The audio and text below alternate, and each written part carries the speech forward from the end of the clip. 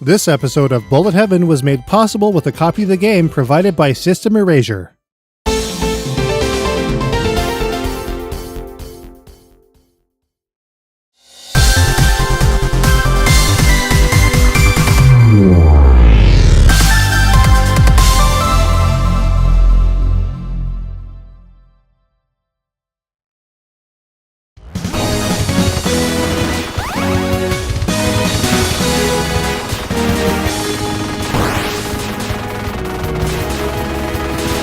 There are a lot of really good vertical shooting games out there. Some have fancy mechanics, others don't, but none of them, so far as we've played to date, have what Zero Ranger has. None of them.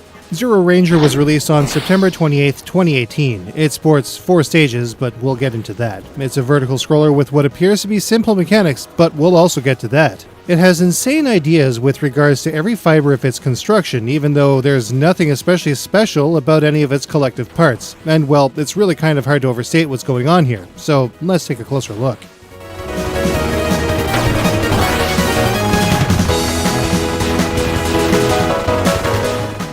On the outset of the game, players have their choice between 2 ships, the Type C and the Type B. Each has subtle differences between all of the different weapons that will eventually become available, but both are more or less balanced, allowing for either to get the player all the way through the game. In terms of control, Zero Ranger is pretty customizable, but for this review we'll be explaining the game as it is set up by default on an Xbox-style pad. Controlling the player's ship is very simple. The player moves their craft with typical 8-way control, but analog controls also allow players to move in these 8 directions at variable rates rather than with all or none D-pad inputs. The player's main shot is fired with the A button. This shot is decently powerful and should allow players to make progress even with just it alone. When players defeat bosses along the way, a pair of orbs will be dropped that equip players with new weapons. Only one of 2 of these orbs can be chosen at any given time though, so knowing how each functions is handy in making as efficient a progression as possible. Eventually, players also gain the ability to transform into a mecha-style craft by pressing all 3 attack buttons or simply by pressing the right trigger. This mecha comes ready equipped with an extremely powerful melee weapon, and just like the other weapons prior to them, there are 2 to choose from. A sword which allows for standoff attacks and a drill that requires a more point-blank approach. These attacks have some great benefits though, as they are used more and more, especially in the case of the drill. Their power increases in conjunction with the player's combined score multiplier, which we'll look at shortly. Better still, it will slow down enemy shots and their field of effect, and even nullify lesser shots if their power is sufficient enough. Using all of these techniques and abilities will be how players will make it further in the game, but Zero Ranger is really hard. Thankfully, there are a number of things that players can do to make the most out of their play sessions and, by extension, their progress. Firstly, players have a small life gauge in their respective bottom corner, which starts at 2 by default. If the player is hit, they will lose 1 point of life. After all life points are expended, a skull icon will flash to indicate that the next hit will kill the player. Of course, the hitbox on the player's ship is typically tiny, just a small patch of orange on their otherwise green craft, which makes avoiding a lot of shots fairly easy to do. If players do end up losing life, they can also recover it by maintaining a high multiplier. This is represented in the player's score by a 2-shade progression through the score's numbers. When the whole score is lit by light orange as opposed to dark orange, the life point is awarded. Players can also recover life by collecting 1-up oranges found at certain points in the game. So, it's all pretty standard stuff, by and large. There's nothing here that really sets itself apart from other games similar to it, really. Many other games have multiple weapons, some kind of change mechanic, and even combinations just like Zero Ranger. Where Zero Ranger sets itself apart is its game and story progression. It starts off with its 4 stages, sure, but then the second loop happens. A much more difficult set of enemies, plenty more fire, and the opportunity to swap out weapons for others if the player so desires is present. But when the player makes it through again, things take a turn for the serious. This is where choices the player makes really affects the outcome of the game, and it can really go haywire with insane bosses just completely pulling out all of the stops. Getting through this game will definitely take time and skill. Players can build up to 8 credits, and they can start at the last stage reached, complete with their acquired arsenals. At this point, scoring really doesn't matter, so much as overcoming the incredible trials that await the player, and it's a hell of a ride. But there's even more! Zero Ranger briefly turns into a cave-style game, completely abandoning the style that it had for 8 stages and controlling a lot like Dodonpachi with focus fire and movement, auto-bombers, and full-on Danmaku bullet patterns. It has character interactions and supercharged music. Then, all of a sudden, it veers into bizarre territory, doubles back, completely messes with the player's head, and keeps on going, forcing the player to take alternate steps until finally, this happens. But hold on a second, we're gonna pause here. This game is pretty incredible, we just need to get that out there. But a word of warning, if you don't want this next bit spoiled, skip to the spoiler-free time marker in the comments now. This is what we assume to be the final stage of the game, and it's incredible. The final encounter, or so we're told. We don't really know what to believe. All we do know is players have just one shot. Just one. And if they fail, catastrophe. We know because we blew it. The following is exactly what went down.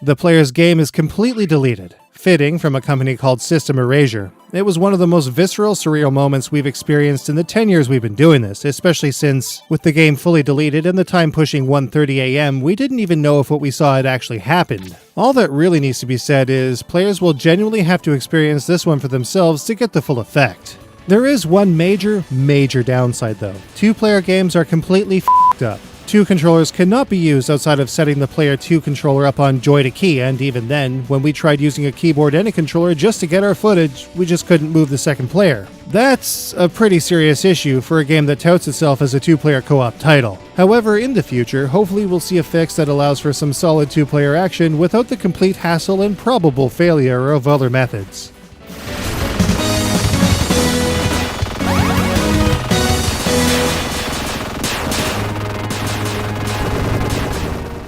Players looking to get a high score in Zero Ranger can do so in a few different ways. Primarily, the bulk of a player's score will be made through enemy destruction in conjunction with a chain multiplier. So long as enemies are being taken out by some kind of firepower, this multiplier will mount to a maximum of 6.4. Some enemy shots can also be taken out and multiplied with a green score, though these numbers will not contribute to the multiplier. If nothing is being killed off, this multiplier will fall off gradually. If the player is hit, it will also sharply fall. This function is doubled up in Mecha mode with a maximum multiplier of 12.8. In either case, keeping this multiplier up will allow players to recover or extend their life count. Furthermore, in either mode, taking out orange enemies, which appear fairly frequently, will award double the points that the same enemy in green would award.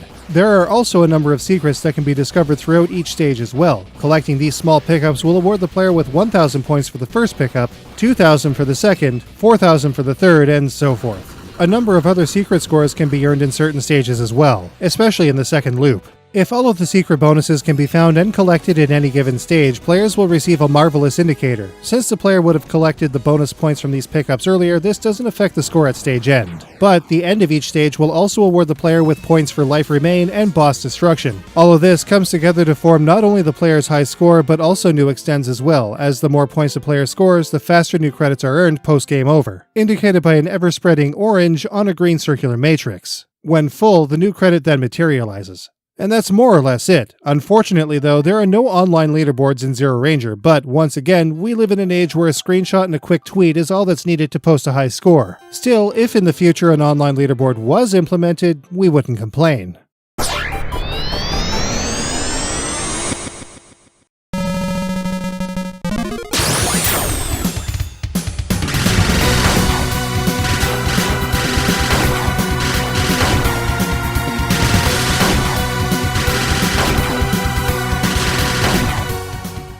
The presentation in Zero Ranger makes up a gigantic part of its identity and incredible presence, probably even more than the gameplay itself. The plot is definitely more intriguing than most recent shooters we've played, and the layered loops and critical moments are absolutely heightened by Zero Ranger's visuals and sound. So let's talk visuals. Zero Ranger has always been a game that we knew about simply from its description between players. That game with the green and orange and its crazy studio logo was more than enough for us to figure out what people were talking about. Despite the narrow color palette, there's a gigantic amount of stuff going on in the backgrounds and all sorts of nuance to the enemies, mid-bosses, stage-end bosses, and the incredible final bosses as well. Especially in the case of these bosses, Zero Ranger features some of the coolest ones we've ever fought, as well as some of the most infuriating. Meanwhile, there are all kinds of neat references to a bunch of anime and classic titles all over the place as well. Buildings sink into the ground like Tokyo 3 and Evangelion. The Arc Adder is very obviously Vic Viper from Gradius, which can be seen collecting power-ups before the player's main encounter. R-Typo is the R9 arrowhead from R-Type.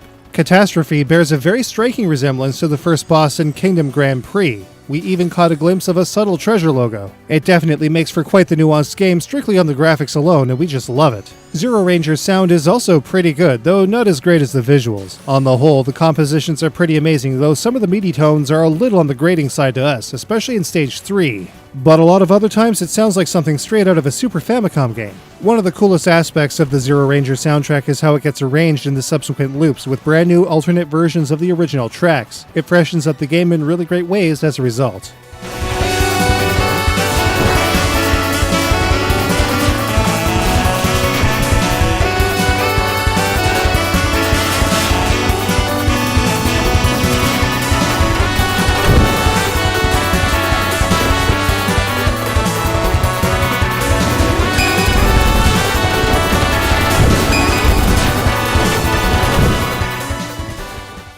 The sound effects are also pretty spot on throughout the game as well, with the exception of just one specific metal clanging effect.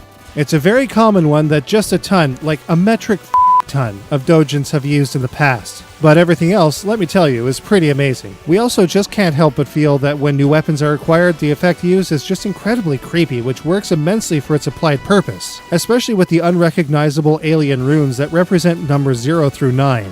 Rounding out the presentation is a clear, concise menu system, controls notwithstanding, with all kinds of options including a colorblind mode for people that have a hard time with Zero Ranger's original color palette. A number of sound options including male and female alert messages, a number of scanline options, and of course a full Tate support mode is also present. Unfortunately though, there isn't any achievement support or trading cards, but they could easily be patched into the game in the future. So how does Zero Ranger stack up? Let's take a look.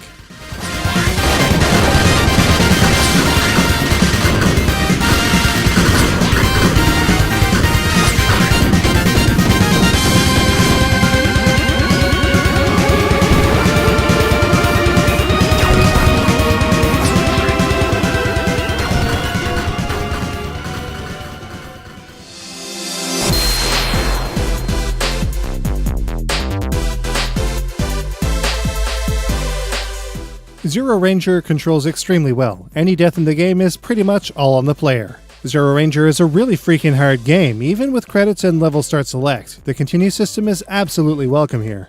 One loop at 4 stages? Yeah, alright, but 2? Okay. But then there's even more? Okay, alright. And then more? What? And then you got to do it again if you fudge it at a specific point? Yes, please. Zero Ranger has a super unique visual presentation dripping with personality and loaded with nuance and references all over the place. This is one game that players will never get bored of looking at. The vast majority of the sound and music in Zero Ranger is fantastic. The odd effect and composition leaves something to be desired though. As a single-player game, Zero Ranger is one of the freshest, most dynamic, incredible shooting experiences we've yet experienced, but it's definitely marred by questionable two-player support. Online leaderboards would also have been a decent addition. $12 is all you'll pay for one of the best shooting game experiences you'll find anywhere. Not many games have left me in stunned silence like Zero Ranger has. It took a while to process it all when things really went down, and for those of you out there who saw the footage or experienced it for yourselves, you know what I'm talking about. For the rest of you, Zero Ranger is essential PC shmupping, and it gets a 4.75 out of 5. You can get a copy of Zero Ranger on Steam for about $12. Well, that's one more down, so let's keep it going with Fast Striker, then a huge game we've been waiting on for a long while. Also, if you've made it this far, why not consider becoming a patron on Patreon? Pledging just $1 an episode helps tremendously with our productions, and with enough of you, we can produce content for Bullet Heaven and more full-time. Link in the description below.